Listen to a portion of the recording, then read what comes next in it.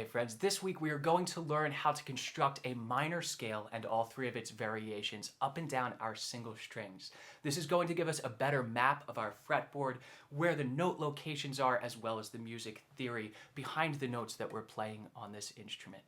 We're going to start off with what's called the natural minor scale, which you'll also hear called the Aeolian mode. And all that fancy word means is that it's the same exact thing as a C major scale. No sharps or flats, much like we did last week, except we're going to play from A to A instead of C to C. So that's going to make the intervals different and make our scale sound different.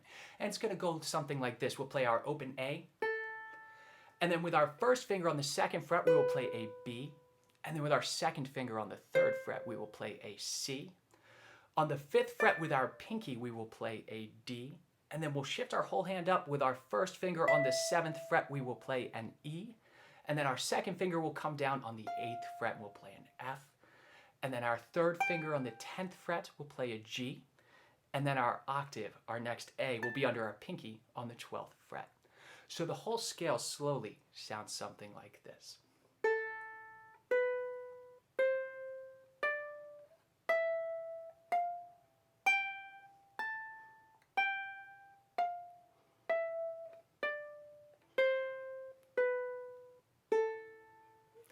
Now our second variation of the scale is one of the more commonly used ones, and this is called harmonic minor. Now this is only one note different from our natural minor scale. We're going to take our 7th scale degree, or our G in this case, and move it up 1/2 step, or 1 fret. So we'll play a G sharp on our 11th fret instead of a G on our 10th fret. The reason we do this we'll get more into next week, but it has to do with the chords built around the scale here and the leading tones that get us to the next set of chords. So tune in next week and we'll talk more about voicing the chords around this. What we will do when we're playing our harmonic minor scale, the first bunch of notes will be exactly the same. We will play open A, our B on our 2nd fret, our C on our 3rd fret, our D on our 5th fret. We'll then shift up to the 7th fret, we'll grab that same E, and then F is exactly the same on our 8th fret.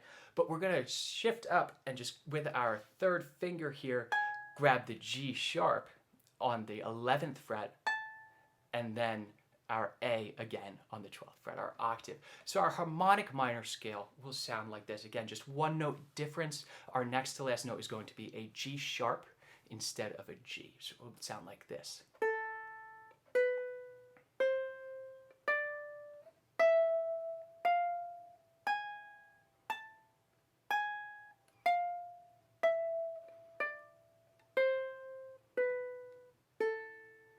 Now our third variation of the minor scale is our melodic minor scale. Now this one's very unique in that the ascent and the descent are different.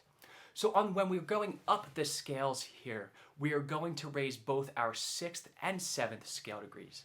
Now if you think back to the harmonic minor that we just did, that's our 7th scale degree raised, our G sharp. So we're going to do that again on the way up. But in addition to that, we're going to take our F that is on the 8th fret, and we're going to move it up to the 9th fret, a 1/2 step, so that it is an F sharp.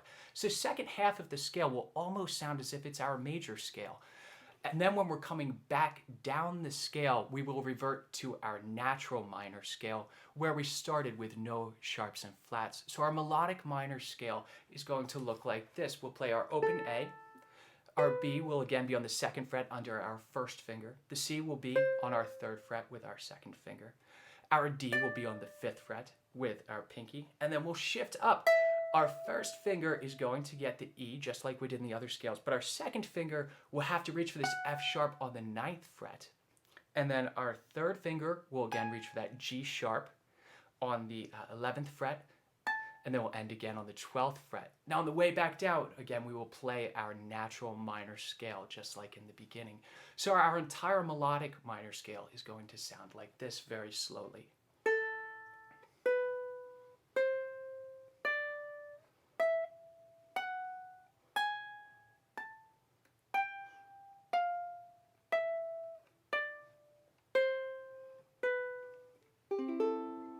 Now, if you click the link down below, I've included exercises up and down all 4 of our strings so that we can start really learning the notes up and down the fretboard.